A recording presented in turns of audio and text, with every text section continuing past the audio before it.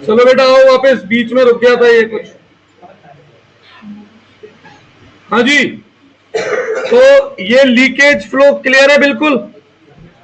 और फर्म को क्या आएगा, एक्सपोर्ट से पैसा आएगा, ये इंजेक्शन है। कोई डाउट इसमें? आगे बढ़ते हैं। अब सबसे पहले कुछ टर्म्स जिन्हें जानना जरूरी है, बन सकते हैं जिनके बेस पर एमसीक्यू। एक तो कॉन्सेप्ट ऑफ गुड्स, एक बात लिखी है किताबों में विद इन 1 ईयर। यार ये बात मुझे थोड़ी कम हजम होती है। रीजन, एक दुकानदार ने कोई माल खरीदा बेचने के लिए, इस साल नहीं बिका तो आग लगा देगा क्या उसमें? फिर तो ये जो लिखा गया है किताब में विद इन 1 ईयर, एक ही साल में, ये थोड़ा मुझे शब्द रास नहीं आता, मैं इसको स्किप करता हूं इस लाइन को, तो मैं दूसरी बातें बताता हूं। ठीक है बेटा। अब कॉन्सेप्ट ऑफ गुड्स की बात करें तो गुड्स दो हिस्सों में डिवाइडेड है।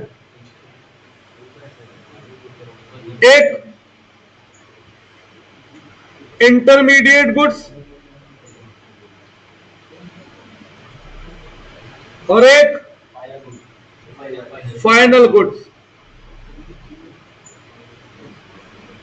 इंटरमीडिएट गुड्स क्या थे बेटा, याद दिलाना।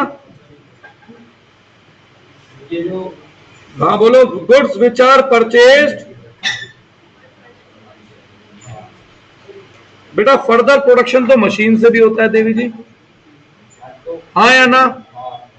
फिर क्या मशीन को इंटरमीडिएट कहेंगे? तो पूरी लाइन बोलो या तो ये आधी लाइन है।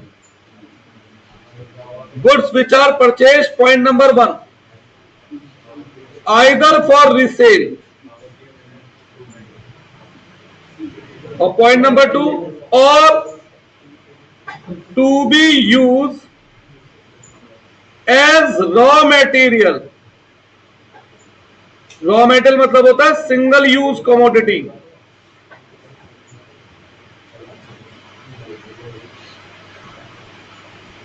For further production. आपने क्या बोला और मैंने क्या बोला? As raw material. अब जैसे गन्ने का रस दो चीजों से निकलता है, गन्ना प्लस मशीन, तो गन्ना रॉ मेटीरियल है पर मशीन रॉ मेटीरियल नहीं है, क्योंकि वो सिंगल यूज कमोडिटी नहीं है। ठीक है, तो इन्हें कहते हैं इंटरमीडिएट गुड्स। आपने जो 12th में पढ़ा उसमें से मैंने एक शब्द स्किप कर रखा है, विद इन 1 ईयर, या है ना? अब सेम बात बेटा, मैंने चेयर खरीदी है बेचने के लिए, नहीं बिकी इस साल तो आग लगा दूंगा क्या? तो फिर तो ये जो शब्द लिखा होता था ना, मुझे तो ये शब्द रास नहीं आता, तो मैं इस शब्द को बोलता भी नहीं, ना मैं इससे पहचान करता। आप चेयर रिसेल के लिए खरीद रहे हो तो वो रिसेल के लिए ही है, चाहे इस साल बिके चाहे बची हुई अगले साल बिके। ठीक है ना? तो मैंने वो शब्द स्किप करा है, विद इन 1 ईयर। अब फाइनल गुड्स क्या है? मत पढ़ो भैया, मेरा क्या जा रहा है। आईपीएस हो, आईटीएस है, क्या नाम है उसमें पढ़ो तो भी मैं पढ़ाता हूँ ग्रेजुएशन, और भैया चाहे डीयू में पढ़ो तो भी पढ़ाता हूँ, मुझे क्या फर्क पड़ता है, कहीं भी पढ़ो। हाँ ये एमएस वाईएमएस जो भी है। Final goods, goods which are not intermediate goods, बस सीधी सी बात है, वो सब फाइनल गुड्स है। Are final goods. अब ऐसे भी अब तो मुझे पहचान करनी है ना कि क्या है एमसीक्यू। अब फाइनल गुड्स फर्दर दो हिस्सों में डिवाइडेड होते थे, ध्यान है क्या? फाइनल गुड्स फर्दर दो हिस्सों में डिवाइडेड थे, कौन कौन से? कैपिटल गुड्स और कंजम्पशन गुड्स, है ना? कैपिटल गुड्स को ही हम इन्वेस्टमेंट एक्सपेंडिचर बोल देते हैं बेटा। भाई कैपिटल गुड्स को खरीदने को ही हम क्या कहते हैं? Investment expenditure. कैपिटल गुड्स की पहचान क्या है? फर्दर प्रोडक्शन तो घर पे लाकर भी करते हो आप मशीन से। फर्दर प्रोडक्शन के साथ ध्यान रखो keyword, for further profit generation या वैल्यू एडिशन। ठीक है, जो फर्दर प्रोडक्शन करें, दैट इज वैल्यू एडिशन करें। पता नहीं कैसी भाषा बोल दे वो एमसीक्यू में, दैट इज प्रॉफिट जनरेट करें। भाई गन्ना खरीदा 10 रुपए का, जूस निकाल के बेचा 20 रुपए का, है ना। तो फर्दर प्रोडक्शन मतलब यहां गन्ना खरीदा घर के लिए 10 रुपए का, जूस निकाल के पी लिया, तो प्रॉफिट क्या जनरेट किया? नथिंग। वैल्यू एडिशन क्या की? नथिंग। तो वो कैपिटल गुड्स नहीं है। और भैया दूसरे क्या थे? Consumption goods, for self satisfaction होते थे, जो ऐसे ही था ना।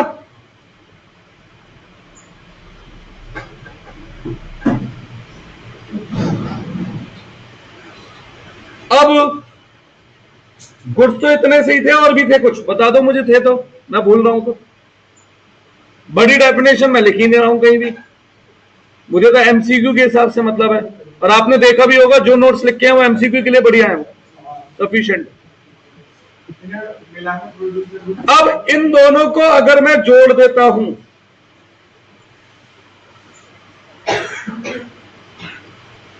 तो ये कहलाते हैं प्रोड्यूसर गुड्स। एक सेकंड, कहां पर? जो फर्दर प्रोडक्शन करे, दैट इज वैल्यू एडिशन करे, दैट इज प्रॉफिट जनरेट करे, प्रोड्यूसर गुड्स। तो all producer goods are capital goods. True false? नहीं, all capital goods are producer goods. और क्या? अगर वो कैपिटल गुड्स है तो प्रोड्यूसर बनेगा, ये पक्का है ना। तो all capital goods are producer goods, but all producer goods are not. All intermediate goods are producer goods. और क्या? इंटरमीडिएट है, अच्छा हाँ, but all producer goods are not intermediate goods. सही है, ये गुड्स का कॉन्सेप्ट है, बहुत है इतना एमसीक्यू।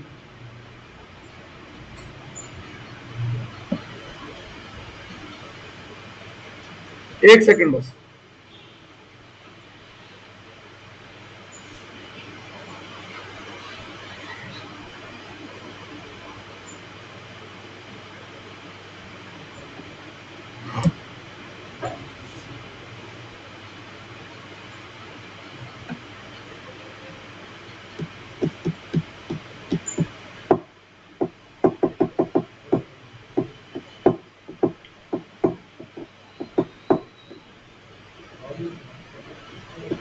चार फैक्टर ऑफ प्रोडक्शन होते हैं, वो मैंने पहले भी पढ़ा दिया था ना शायद। Land, labour, capital, entrepreneur. Land का मतलब मैंने क्या बताया था भाई? ये प्रोड्यूसर गुड्स है। तो क्या सारे प्रोड्यूसर गुड्स केवल कैपिटल गुड्स हैं? पर क्या सारे कैपिटल गुड्स प्रोड्यूसर गुड्स हैं? ये देखो,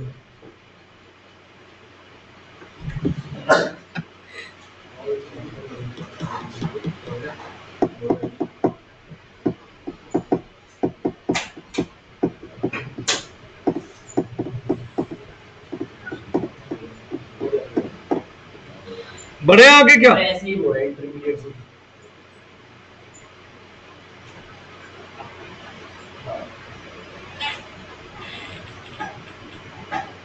बढ़े। और क्या था theoretical concept? Factor of production थे, producer goods. Factor of production कितनी कैटेगरी में डिवाइडेड थे?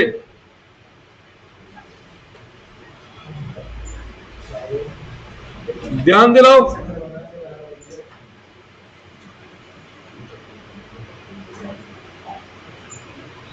लैंड, लेबर, कैपिटल और एंटरप्रेन्योर, यही थे। लैंड का मतलब क्या था? जमीन। All factor of production provided by nature at free of cost. ठीक है, चाहे वो हवा हो, चाहे वो जंगल हो, चाहे वो पानी हो, चाहे वो बारिश हो, कुछ भी। All factor of production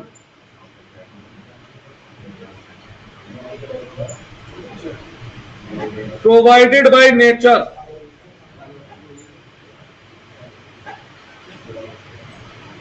free of cost. Labour का मतलब क्या था? All human effort.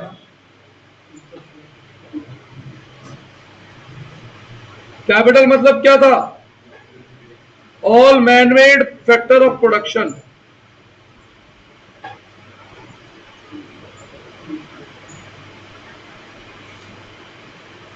और एंटरप्रेन्योर क्या था?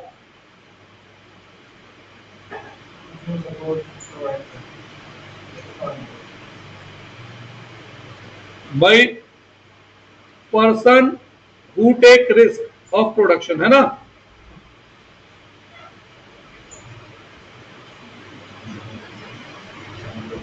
लैंड के बदले क्या देते थे? And royalty. रॉयल्टी बेटा जो सरकार को हम लगान देते हैं ना, उसे रॉयल्टी कहते हैं। ह्यूमन एफर्ट के बदले क्या देते थे? या सीओई, कुछ भी कह दो। कैपिटल के बदले और एंटरप्रेन्योरशिप के बदले, और इन सबका समी क्या कहलाता है? एक क्वेश्चन आता था 12th में, ध्यान है कि aggregate supply represent national income how. तो सप्लाई मतलब क्या है? Value of production. Value of production कैसे निकाली? जो उन पे खर्च किया। खर्च क्या किया? ये चार चीजें। इन चारों का टोटल क्या बना? National income.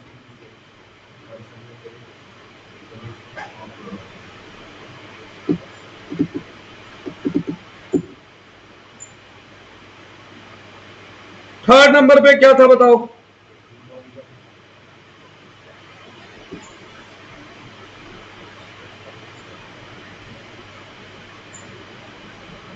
Factor income versus transfer income था, ऐसा कुछ। क्या था factor income versus transfer income? Factor income जो दो साल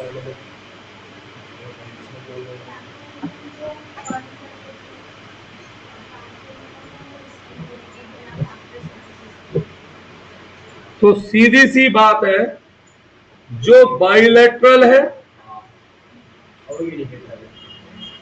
और जो यूनिलेटरल है, टू वे, कुछ दो कुछ लो। सिंगार कुछ दो कुछ लो का मतलब ये नहीं कि जन्मदिन पे पार्टी दी और गिफ्ट लिया, ठीक है ना। Single way. Include in national income, not include in national income. थोड़ी बड़ी थ्योरी लिखवाऊं या चल जाएगा? ये चल जाएगा ना ये?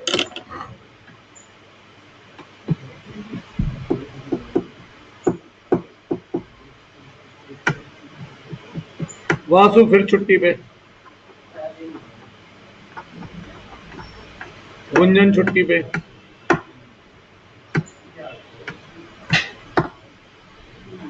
बच्चे मजाक मान रहे हैं। सीयूटी कहाँ की? बस करेंगे तुम्हारे पेपर खत्म हो जाए। 12 बजे तक अंकुर सर आ जाएंगे। नहीं आएंगे, अंकुर सर आएंगे 1:30-2 बजे तक। क्यों कहाँ जा रहे हो? कॉलेज से आएंगे ना, तो वहां से कॉलेज गए। 3 बजे तक चलेगी क्लास। आप 4 बजे भैया आ जाएंगे, एक घंटे ही बैठ जाऊंगा। मैं तो सुबह 7 बजे से पढ़ा। फोर्थ, अरे यहां ध्यान दे लें, स्टॉक वर्सेस फ्लो, याद है कुछ?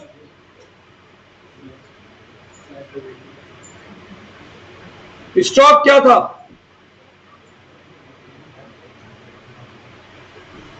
Measured eight point of time, measured for का मतलब ही होता है period of time. Include in national income. Stock सबसे बढ़िया पहचान, बैलेंस शीट के आइटम, फ्लो P&L के आइटम, इससे बढ़िया पहचान नहीं है। अब मैं आपसे पूछूं, नेशनल इनकम, स्टॉक और flow. Flow income P&L account से निकलती है, बैलेंस शीट से। यह सबसे बढ़िया पहचान है, सबसे इजी पहचान। कैपिटल, कैपिटल किसको कहते हैं? फिक्स एसेट को। और एसेट्स कहां दिखाते हो? स्टॉक। कैपिटल फॉर्मेशन मतलब एसेट्स बनाना, फ्लो। पहचान लोगे? बस एक क्वेश्चन वेरी वेरी इंपॉर्टेंट है, मैं लिख देता हूं इसलिए यहां पर उसका अलग से, money supplies stock concept.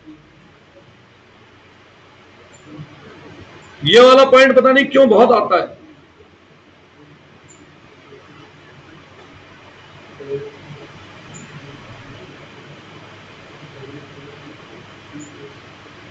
Money supply is stock concept.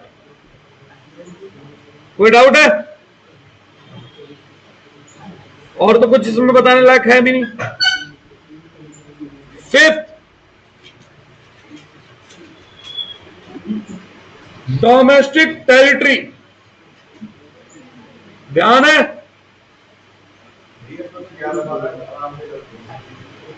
क्या?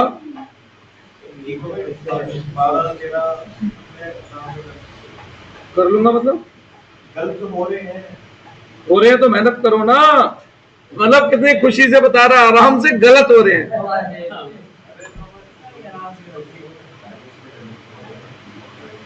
क्या था डोमेस्टिक टेरिटरी?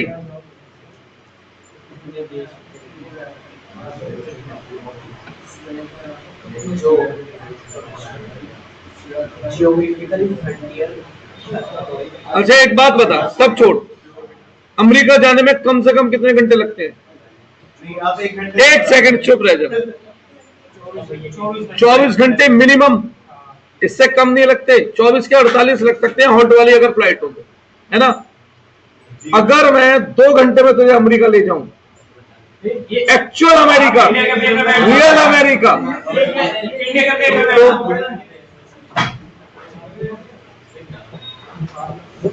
मजाक नहीं, और मात्र 800 रुपए के खर्चे में। वैसे आने जाने का खर्चा हमारा 2.5 लाख रुपए है। तो ध्यान आया कुछ? एम्बेसी भी छोड़ो, कोई अमेरिकन रेजिडेंट की अगर प्लेन खड़ा हुआ है भारत की धरती पर, जैसे आप उस प्लेन के अंदर एंटर होते हो तो भी कहा जाएगा आप अमेरिका में हो। कोई शिप जो ऑपरेटेड बाय अमेरिकन रेजिडेंट है वो भारत की टेरिटरी में है, उसके बावजूद भी वो भारत नहीं कहलाएगा। तो याद आ रहा है कुछ? ध्यान दिलाओ, डोमेस्टिक टेरिटरी में क्या क्या इंक्लूड होता था। सबसे पहले पॉलिटिकल फ्रंटियर, जिन्हें आप समझते हैं हाँ कि ये भारत है, ठीक है, वो जो नक्शा, वो कांटेदार नक्शा। इसके बाद और क्या क्या इंक्लूड होता था? इंडियन एम्बेसी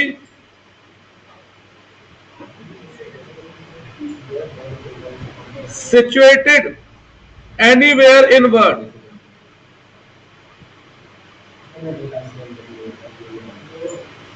इसके अलावा Indian military base,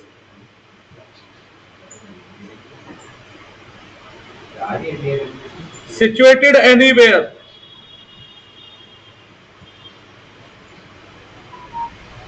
ships aircraft operated by Indian resident.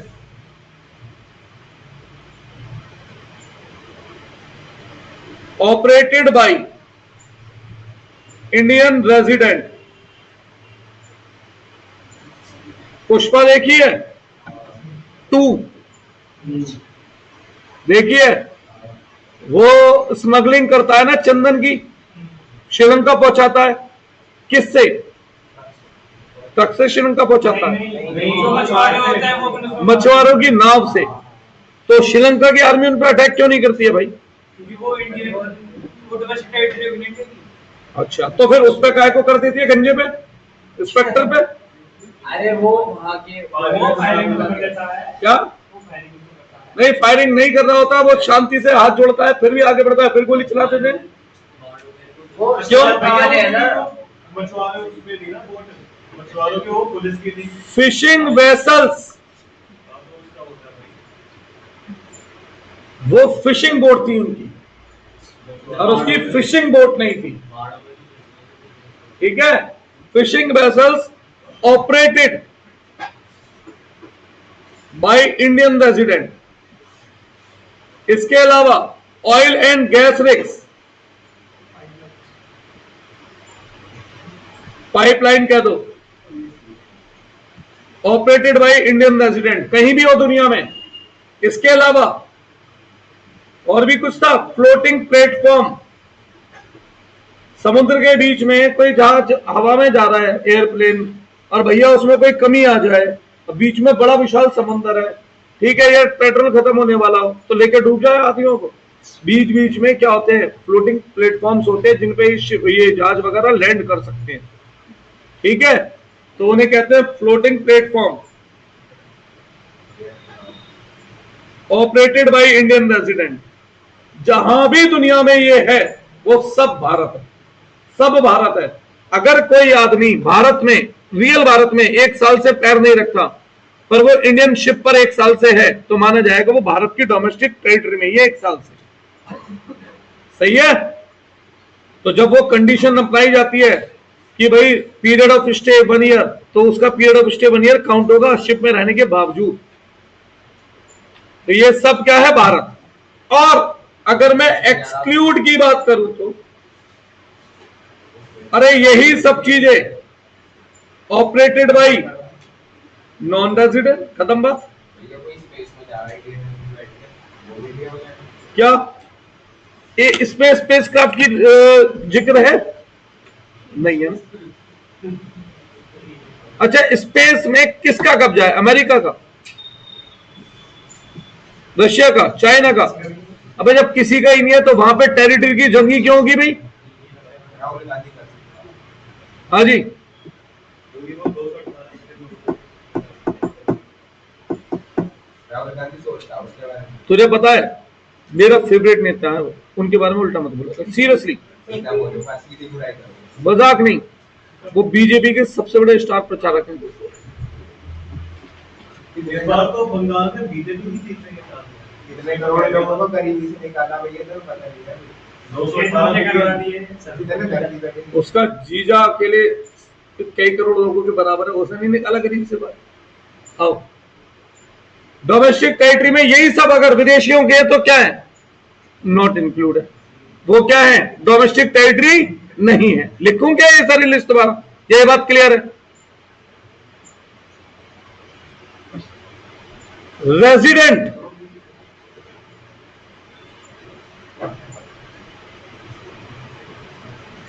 पहले मैं रेजिडेंट और सिटीजन में थोड़ा सा डिफरेंस की बात करूंगा।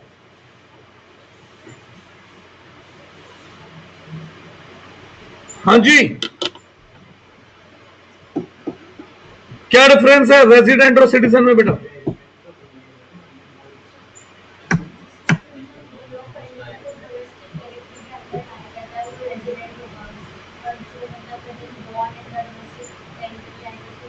बॉर्न से तो बेटा जरूरी नहीं है ना।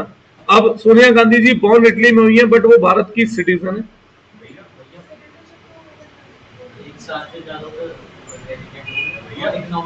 सबसे मेन बात, रेजिडेंट जो है वो इकोनॉमिक कॉन्सेप्ट है।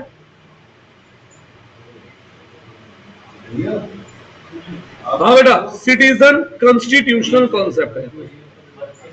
रिक्स आपके वो गए, वो तो कंटेनर होते हैं। क्या? रिक्स हाँ, कंटेनर हो गए। और जो धुरंधर टू में ऐसे लाखों कंटेनर फटे थे, अगर वो रशिया के होते तो वो तो ये हो जाता, तो क्या करना है उसमें मेजर तुम्हारा। क्या वो ऑयल कंटेनर थे? वो ऑयल कंटेनर कोई ना थे। बात तो फिर ऑयल केरोसिन के थे। इकोनॉमिक कॉन्सेप्ट और एक कॉन्स्टिट्यूशन। दूसरा, रेजिडेंशियल स्टेटस किससे कंसर्न होता है? इसका एग्जांपल है pan card. Pan card is proof कि आप रेजिडेंट है, ये इस बात का प्रूफ नहीं है कि आप सिटीजन हैं। पैन कार्ड से आप वोटिंग राइट नहीं रखते हैं, इसका वो है वोटर आईडी। ये कंसर्न है कहां रहकर कमाते हैं, ये कंसर्न है कहां वोट कर सकते हैं, दैट इज कहां कॉन्स्टिट्यूशनल राइट है।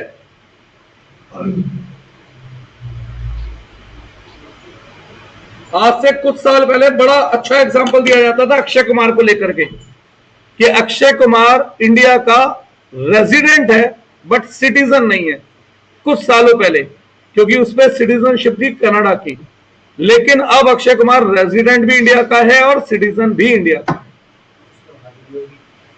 क्या dual citizenship is possible but dual residentship is not possible. Dual residentship मिलना बोझ है। जितने ज्यादा जगहों का रेजिडेंट हुआ मैं अगर, तो उतनी ज्यादा टैक्स दूंगा उतनी सरकारों को, और सिटीजन हूं मैं तो उतने मुझे कॉन्स्टिट्यूशनल राइट मिल रहे हैं। तो सरकार को सिटीजन बनाने में नुकसान होता है। अगर मैं तुम्हें सिटीजन बनाऊंगा तो फ्री राशन देना पड़ेगा, फ्री ये देना पड़ेगा, फ्री आयुष्मान देना पड़ेगा, और रेजिडेंट बनाऊंगा तो तुम्हारी कमाई में मैं टैक्स लूंगा। तो सरकार रेजिडेंट किसी को भी आराम से बनाने को तैयार हो जाती है, सिटीजन नहीं बनाती है। और इंसान सिटीजन आराम से बनना पसंद करता है, रेजिडेंट नहीं। दोनों में फर्क ये होता है बेटा। क्या? हाँ, अब सुनने में आया है, आइडिया नहीं है सच है या झूठ, विराट कोहली रहता कहां है? भारत। कमाई कहां करता है? भारत। तो वो भारत का रेजिडेंट है, पर मुझे नहीं पता है सच है नहीं। लोग कहते हैं उसने यूके की सिटीजनशिप ले रखी है, शायद ऐसा कुछ सुना है मैंने, मुझे नहीं पता बेटा। मैं अब जोड़ से, अगर ऐसा है तो वो सिटीजन कहां के हैं? यूके। पर रेजिडेंट कहां के हैं अभी फिलहाल? इंडिया। अगर ऐसा सच नहीं है तो वो रेजिडेंट कहां के हैं? इंडिया। और सिटीजन भी कहां के हैं? इंडिया। ठीक है।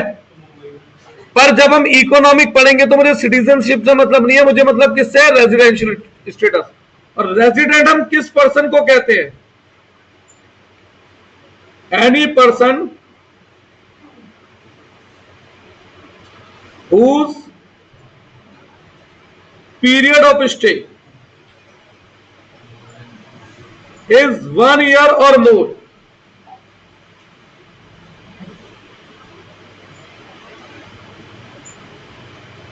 and his economic interest, that is उसकी earning, also lie in that country। दो कंडीशन है, तो अगर ये दोनों कंडीशन कोई आदमी मिला के पूरी करता है तो वो उस देश का रेजिडेंट है जहां वो रह भी रहा है, कमा भी रहा है। अब मैं अपनी बात करता हूं, मेरे भारत में पीरियड ऑफ स्टे कितना है? 1 साल से ज्यादा। अब मेरा इकोनॉमिक इंटरेस्ट कहां लाई करता है? भारत। तो मैं भारत का रेजिडेंट हूं। मैं वोट कहां करता हूं? भारत। तो मैं सिटीजन भी भारत का हूं। तो मैं एक ही जगह का दोनों भी हो सकता हूं, और ऐसा भी हो सकता है एक का सिटीजन एक का रेजिडेंट। ठीक है। अच्छा, अब ऐसा क्या जरूरी है कि दोनों कंडीशन एक साथ पूरी हो? अगर one condition is fulfilled in one country और second condition is fulfilled in other country, then what? तब क्या? तब कहां का सिटी रेजिडेंट माना जाऊंगा मैं? किताब में रखवा देते कि पढ़ने जा रहा है तो भारत का रेजिडेंट रहेगा, इलाज कराने जा रहा है तो, अरे कंडीशन तो और भी 1000 हो सकती हैं, या वही 3 कंडीशन थी कि पढ़ने क्या, इलाज कराने क्या, घूमने क्या, और नहीं हो सकती? कि एक कंडीशन रह कहीं और रहा है, कमा किसी और देश में रहा, एक कंडीशन एक देश में, दूसरी एक देश में। अब एक में रहना, एक में कमाना, क्यों नहीं हो सकता? मैं गाजियाबाद में रहता हूँ पर अमेरिकन एम्बेसी में काम करता हूँ, तो मेरी अर्निंग कहाँ है? अमेरिका में। इकोनॉमिक इंटरेस्ट का भाई अमेरिका में, और रह कर रहा हूं भारत में, नेपाल बॉर्डर पे बहुत सारे नेपाल के जो सिटीजन है सुबह आते हैं, भारत की फैक्ट्री में काम करते हैं, भारत चले जाते हैं वापस शाम को। बहुत सारे ऐसे लोग जो इंडिया के नेपाल में होटल रेस्टोरेंट चला रहे हैं, सुबह भाई स्कूटी से नेपाल गए, वापस आ गए भारत। तो अब कमाई कहीं रह कहीं ना हो। अब ऐसे में मैं काम था, या विदेश में कोई बच्चा पढ़ने गया है, रह विदेश में रहा 3 साल से, पर खर्चे सारे भारत से चल रहे हैं। अब तो ऐसी सिचुएशन में ये पर्सन जहां का सिटीजन है वहां का रेजिडेंट माना जाएगा। That's it. ये रटने की जरूरत नहीं है, पढ़ने गया है, ये करने गया है, वो करने गया है, क्रू मेंबर है, ये मेंबर है, वहां का रेजिडेंट माना जाएगा। That's it. अब मेरे एग्जांपल में मैं गाजियाबाद रहता हूं और अमेरिका एम्बेसी में काम करता हूं, ठीक है। तो पीरियड ऑफ स्टे इंडिया, अभी economic interest lie in USA, मैं रेजिडेंट काम कहलाऊंगा। भारत का खत्म झारखंड सही है, clear.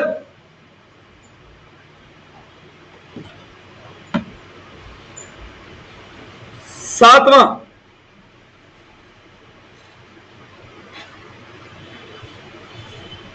Real GDP, nominal GDP. कुछ ध्यान है?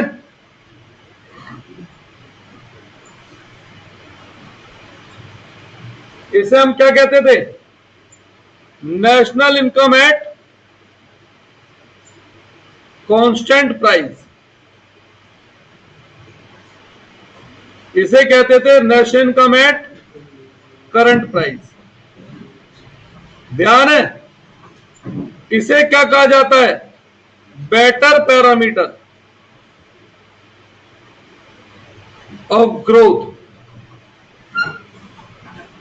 Not true parameter of growth. मैंने एग्जांपल दिया था थोड़ी देर पहले।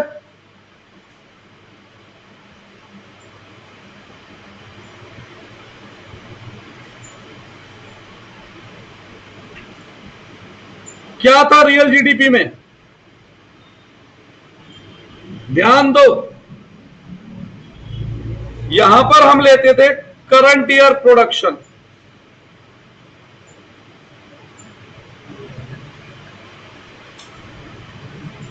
यहां भी लेते थे करंट ईयर प्रोडक्शन।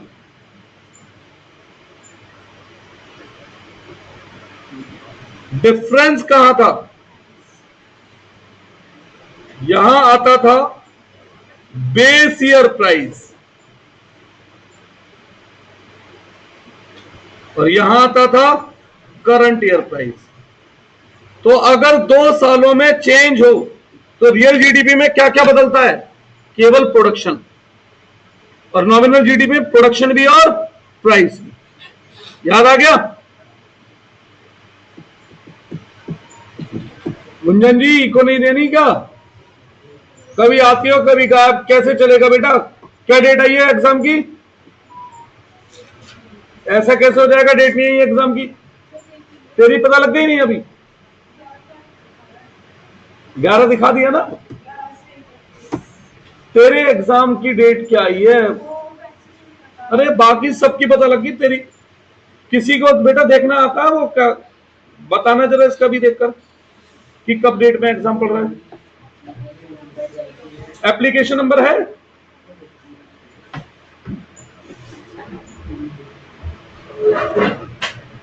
एक लास्ट चीज जोड़ देता हूं, GDP deflator, price index, index number, inflation rate, ये सब एक ही चीज के नाम थे।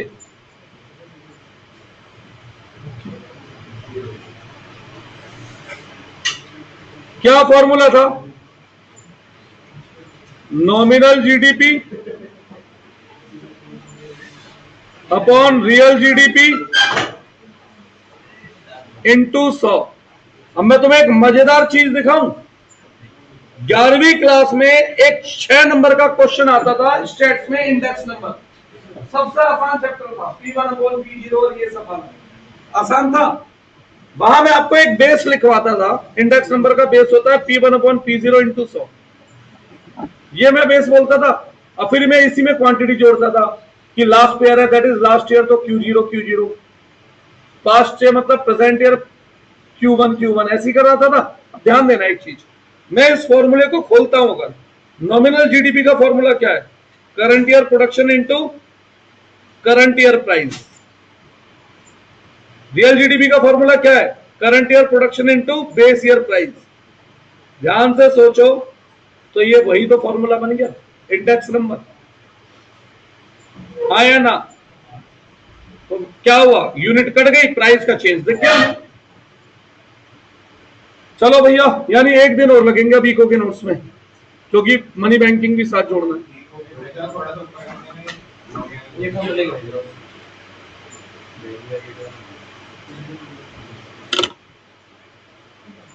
आज वो शुरू कराना है अकाउंट में, क्या कहते हैं, फंडामेंटल।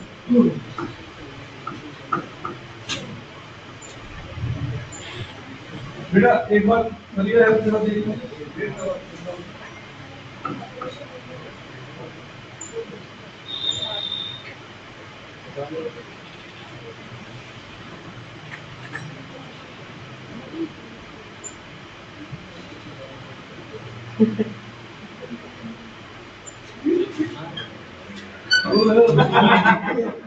भैया मेरे पढ़ ले हो, थोड़ा साइड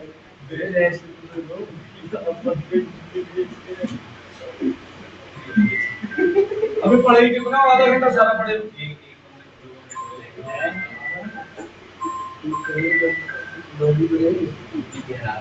हेलो, हाँ जी सर बताइए आप। हेलो, बस सर भैया 1 मिनट होल्ड कीजिएगा, बस 1 मिनट।